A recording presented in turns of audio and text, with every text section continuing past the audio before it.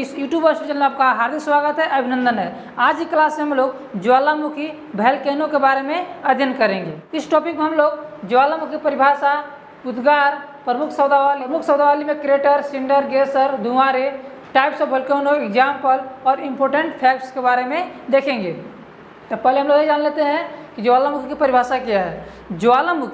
ज्वालामुखी वह छिद्रिया दरार है जिससे होकर लावा, गैस, जलवाष्प, राख तथा अन्य विखंडित पदार्थों का उद्गार होता है, उसे ज्वालामुखी कहते हैं। अब हम लोग आगे देखते हैं कि ज्वालामुखी का उद्गार कैसे होता है। पिछला क्लास में हम आप लोग को बताए थे कि जो पृथ्वी के आंतरिक भाग है उसे 3 भागों में विभाजित किया गया, क्रस्ट, मेंटल और कोर।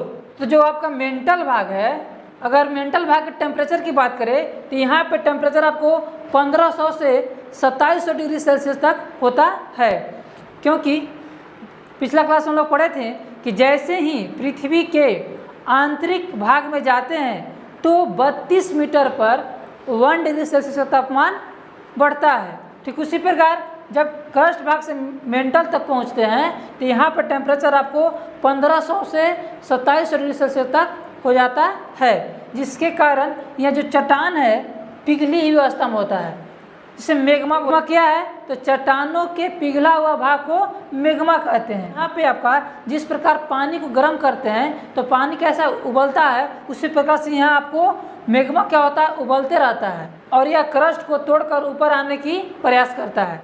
और जहाँ यह क्रस्ट के पतला लेयर को देखता है वहाँ तोड़ते हुए मेग्मा बाहर आता है।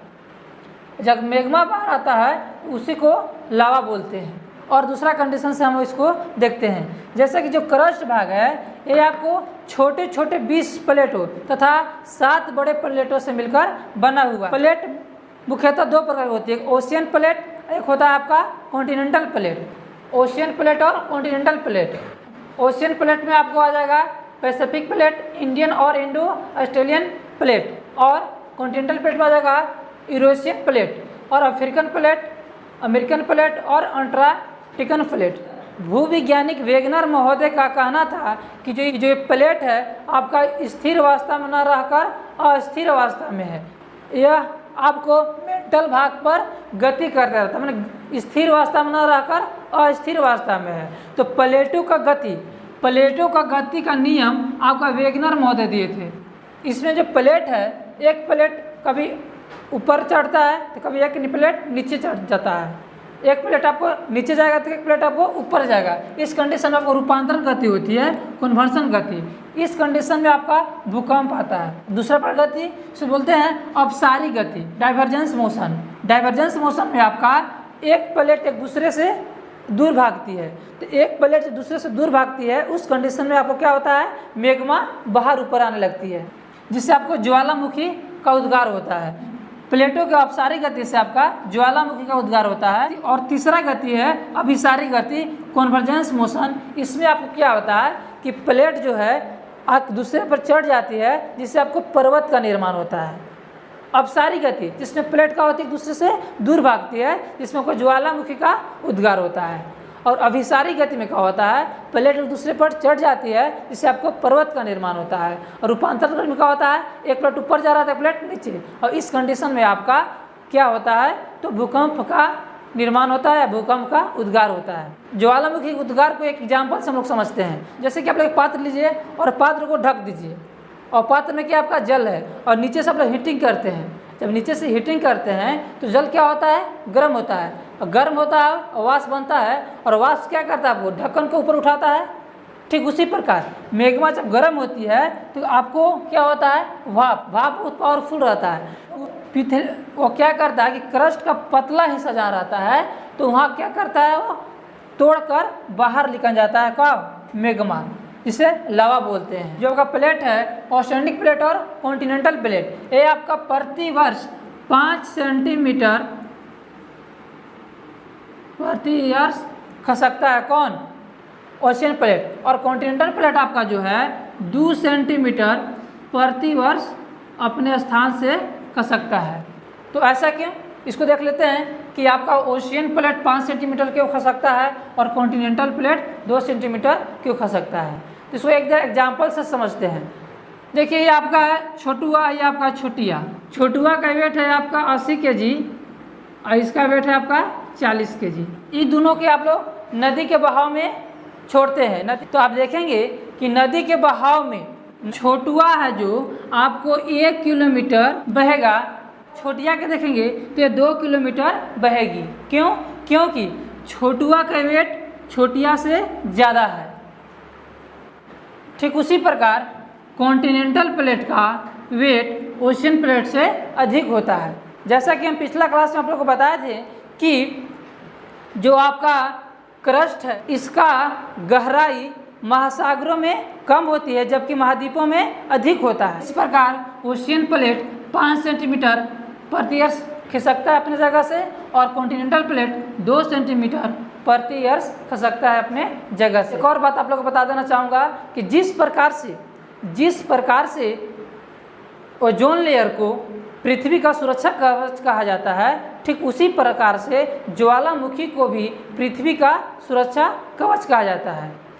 क्योंकि इसके बारे में लोग जानते हैं, खाना बनाते हैं प्रेशर कुकर में, तो कुकर में जब खाना चढ़ाते हैं तो उसमें सीटी मारते हैं, उसमें गैस निकलता है। अगर वो गैस नहीं निकलेगा तो क्या होता है कि कुकर आपको क्या होता है फट जाता है, और फटने से आपको क्षति भी पहुंचता है। उसी प्रकार से जो मेंटल भाग जो मैग्मा है, मैग्मा अगर लावा के रूप में बाहर नहीं निकलेगा तो एक बार क्या होगा, जोर सा विस्फोट होगा, एक बार आपका जोरदार विस्फोट होगा जिससे आपको पृथ्वी पर भूचाल मच सकता है। जिस प्रकार आपका प्रेशर कुकर में सीटी का भूमिका है उसी प्रकार ज्वालामुखी जो क्या है एक तरह से पृथ्वी का सीटी ही है, जिससे आपका लावा जलवाष्प निकला करता है।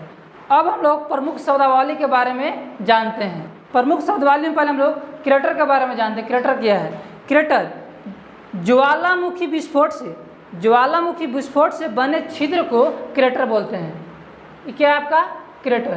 नेक्स्ट हम लोग सिंडर के बारे में जानते हैं। जब लावा बाहर आकर और शीघ्र ठंडा होकर छोटे छोटे टुकड़ों में विभक्त हो जाता है जिसे सिंडर कहते हैं। क्या बोलते हैं? सिंडर। नेक्स्ट है आपका गेसर। गेसर क्या है? बहुत से ज्वालामुखी क्षेत्रों में ज्वालामुखी मुख से गर्म जल निकला करता है जिसे गेसर कहते हैं। क्या बोलते हैं? गेसर। एग्जाम्पल में आपका है ओल्ड फैथफुल गेसर जो आपका अमेरिका के येलोस्टोन पार्क में स्थित है। नेक्स्ट है आपका धुआंरे। धुआंरे क्या है? बहुत से ज्वालामुखी क्षेत्रों में क्या होता है, ज्वालामुखी मुख से अगर जलवाष्प विखंडित पदार्थ राख निकलना बंद हो जाता है तो कुछ समय अंतराल पर कभी कभी आपको जल और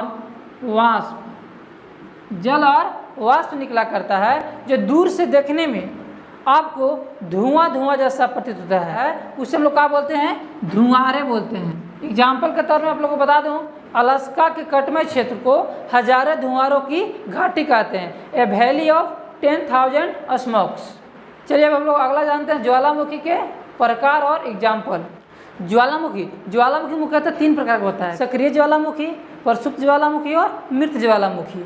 चलिए इसको डिफिनेशन में जान लेते हैं। वैसा ज्वालामुखी जिससे आपका लावा, गैस, जलवाष्प, राख तथा विखंडित पदार्थ निरंतर निकलते रहता है उसे सक्रिय ज्वालामुखी कहते हैं। नेक्स्ट प्रसुप्त ज्वालामुखी। वैसा ज्वालामुखी जो वर्षों पहले आया हो तथा भविष्य में आने की संभावना हो उसे क्या बोलेंगे? प्रसुप्त ज्वालामुखी। मृत ज्वालामुखी। वैसा ज्वालामुखी जो हजारों वर्ष पहले आया हो तथा भविष्य में आने की कोई संभावना ना हो उसे क्या बोलते हैं? तो मृत ज्वालामुखी बोलते हैं। ज्वालामुखी कितने प्रकार के? 3 प्रकार के, सक्रिय ज्वालामुखी, प्रसुप्त ज्वालामुखी और मृत ज्वालामुखी। एक्टिव वोल्केनो, डोर्मेंट वोल्केनो और डेड वोल्केनो। अब हम इन तीनों का एग्जाम्पल देख ले रहे हैं। सक्रिय ज्वालामुखी का एग्जाम्पल, ये एग्जाम्पल जो आपका है ये बहुत ही एग्जाम के दृष्टिकोण से महत्वपूर्ण है, इससे आपको बहुत सारे क्वेश्चन बनते हैं। तो सक्रिय ज्वालामुखी एग्जाम्पल देख रहे हैं, इससे कि आपसे डायरेक्ट पूछ देता है कि एटना कहाँ का ज्वालामुखी है, तो इटली का, या एटना किस प्रकार का ज्वालामुखी है, तो आपका सक्रिय ज्वालामुखी है। तो तो इटली कौन हो जाएगा आपका? एटना। सिसिली के लिपारी द्वीप समूह कौन? अस्टाम्बोली। सिसिली के लिपारी द्वीप समूह कहाँ है? तो इटली में ही है, इटली। सिसिली के लिपारी द्वीप समूह कौन सी? अस्टाम्बोली। इक्वाडोर के कोटोपैक्सी, इक्वाडोर के कोटोपैक्सी, इक्वाडोर के कोटोपैक्सी। हवाई द्वीप किलामू। सबसे विश्व का सबसे सक्रिय ज्वालामुखी कौन सी है? तो किलामू है आपका। हवाई द्वीप कहाँ? अमेरिका। अर्जेंटीना और चिली बॉर्डर पर आपका एक ज्वालामुखी है जिसका नाम है Ojos del Salado, Ojos del Salado. अब नेक्स्ट देखते हैं हम लोग प्रसुप्त ज्वालामुखी में। प्रसुप्त ज्वालामुखी इटली के विसुवियस, इटली के विसुवियस, जापान के फ्यूजियामा, जापान के फ्यूजियामा, इंडोनेशिया के क्राकाटोआ, फिलीपींस के मेयस, अंडमान निकोबार के नारकोडेम। अंडमान निकोबार क्या है? भारत। यह भारत का आपका ज्वालामुखी है। कौन? नारकोडेम। तंजानिया कालीमंजारो, म्यांमार के पोपा, ईरान के कोयल सुल्तान और देमन, अर्जेंटीना के गंकागुआ और इक्वाडोर को चिंपारांजो। विश्व का सबसे ऊंचा पर्वत शिखर कौन से आपका है? तो कोटोपैक्सी है। सिसिली के लिपारी द्वीप समूह कौन से आपका? अस्टाम्बोली। अस्टाम्बोली को भूमध्य सागर का प्रकाश स्तंभ भी कहा जाता है। क्यों? क्योंकि जो अस्टाम्बोली से निरंतर आपका मेघमा, लावा, जलवा सब क्या होता है? निकलते रहता है, जिससे आपका आसपास के एरिया प्रकाशित होते रहता है। अस्टाम्बोली को भूमध्य सागर का प्रकाश स्तंभ कहा जाता है। प्रशांत महासागर को परिमेखला के अग्निवलय कहते हैं। प्रशांत महासागर को परिमेखला के अग्निवलय कहा जाता है क्योंकि अधिकतम सक्रिय ज्वालामुखी प्रशांत महासागर के क्षेत्र में, प्रशांत महासागर के पेटीय क्षेत्रों में पाया जाता है। इसलिए प्रशांत महासागर को परिमेखला के अग्निवलय कहा जाता है, fire ring of the Pacific. अब हम लोग नेक्स्ट देखते हैं महत्वपूर्ण तथ्य, इम्पोर्टेंट फैक्ट्स। ये है आपका इम्पोर्टेंट फैक्ट्स जो एग्जाम के दृष्टिकोण से बहुत ही वीवीआई है, वेरी वेरी इम्पोर्टेंट। इससे आपको एग्जाम में क्वेश्चन पूछे जाते हैं। विश्व का सबसे सक्रिय ज्वालामुखी कौन सी है? तो किलामू है। कौन सी है? किलामू। विश्व का सबसे ऊंचा ज्वालामुखी पर्वत कोटोपैक्सी। अगर इसका ऊंचाई की बात करें कोटोपैक्सी का 5980 मीटर। कहाँ है? तो इक्वाडोर में। विश्व का सबसे ऊंचाई पर स्थित सक्रिय ज्वालामुखी ओजस डेल सलाडो। इसका अगर ऊंचाई की बात करें तो इसका ऊंचाई है आपका 6893 मीटर। विश्व का सबसे ऊंचा मृत ज्वालामुखी है एकांकागुआ। इसका ऊंचाई की बात करें तो 6960 मीटर। ओल्ड फैथुल के सर कहाँ स्थित है? येलोस्टोन नेशनल पार्क यूएसए में स्थित है। अलास्का के तटमय क्षेत्र को क्या कहते हैं? अलास्का के तटमय क्षेत्र को क्या कहते हैं? तो हजारों धुआरों की घाटी, ए वैली ऑफ द 10,000 स्मोक्स। प्रशांत महासागर, प्रशांत महासागर क्या कहते हैं? तो परिलेखना के अग्निवलय कहते हैं, fire ring of the Pacific, क्योंकि अधिकतम सक्रिय ज्वालामुखी प्रशांत महासागर के पेटीय क्षेत्र में पाई जाती है। भूमध्य सागर का प्रकाश स्तंभ, lighthouse of the Mediterranean sea किसको कहते हैं? तो अस्टाम्बोली को बोलते हैं। किसको बोलते हैं? अस्टाम्बोली को। यह जो तथ्य है बहुत ही वीवीआई है, आपको एग्जाम में अक्सर इससे क्वेश्चन पूछे जाते हैं। इसको आपको हमेशा अपने दिमाग में रखना है। चलते हैं इस टॉपिक से कुछ और इम्पोर्टेंट बातों को देख लेते हैं। अगर भारत की बात करें तो भारत में मात्र 2 ज्वालामुखी है। कौन कौन? तो एक बैरन और एक आपका है नारकोडेम। बैरन कैसा ज्वालामुखी है? तो एक्टिव ज्वालामुखी है, सक्रिय ज्वालामुखी। और नारकोडेम कैसा ज्वालामुखी है? तो डोरमेंट है आपका, प्रसुप्त ज्वालामुखी। कहाँ स्थित है? तो अंडमान निकोबार द्वीप समूह में है। और इससे बात है बेलोलिथ लेगोलिथ सीलस्टोक डाइक। आपसे डायरेक्ट एग्जाम में क्वेश्चन पूछ देता है कि बेलोलिथ लेगोलिथ सीलस्टोक डाइक किससे संबंधित है? भूकंप से, ज्वालामुखी से, सुनामी से कि चक्रवात से, ऐसे अगर क्वेश्चन पूछता है आपको किससे संबंधित है? तो ज्वालामुखी से संबंधित है। ये बायोलिथ और लेगोलिथ सीलस्टोक डाइक क्या है इसके बारे में लोग जानते हैं। क्या होता है कि अगर मेग्मा में सिलिका की मात्रा अधिक होती है तो ज्वालामुखी में तीव्र विस्फोट होती है, और मेग्मा में सिलिका की मात्रा कम होती है तो ज्वालामुखी प्रायः शांत होती है। उस कंडीशन में मान लीजिए क्या होता है कि जो मेग्मा है जो आपका सतह से ऊपर ना आकर के, जो मेग्मा है ठंडा होकर आपका पृथ्वी के दरारों में ही जम जाता है। इसी जमे हुए चट्टान को हम लोग बोलते हैं बायोलिथ, लेगोलिथ, सीलस्टोक और डाइक। इसका जब अब मृदा का अपरदन होता है तब ये दिखाई देता है। जैसे एग्जाम्पल के तौर पर आपको मैग्नेटाइट, डोलाराइट जो चट्टान है वो किसका आपका उदाहरण है, तो आपका ही बेयोलिथ, लेगोलिथ, सिलस्टोक और डाइक का। लेगोलिथ, बेयोलिथ एक ही नाम है आपका।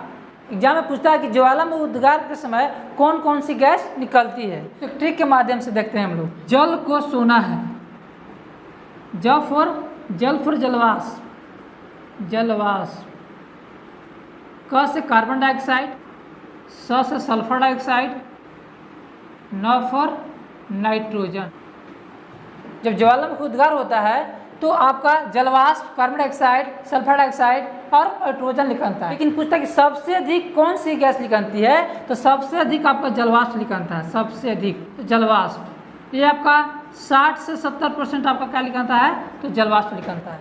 और एक और इम्पोर्टेंट बात याद रखना है कि आपसे एग्जाम पूछता है कौन सा ऐसा महादेश है जहां एक भी ज्वालामुखी नहीं है, तो है आपका ऑस्ट्रेलिया। ऑस्ट्रेलिया महादेश में आपका एक भी ज्वालामुखी नहीं है। ओके दोस्तों, मैं उम्मीद करता हूं कि आज का क्लास आप लोग को समझ में आया होगा और पसंद भी आया होगा। मिलते हैं अगले क्लास में। जय हिंद।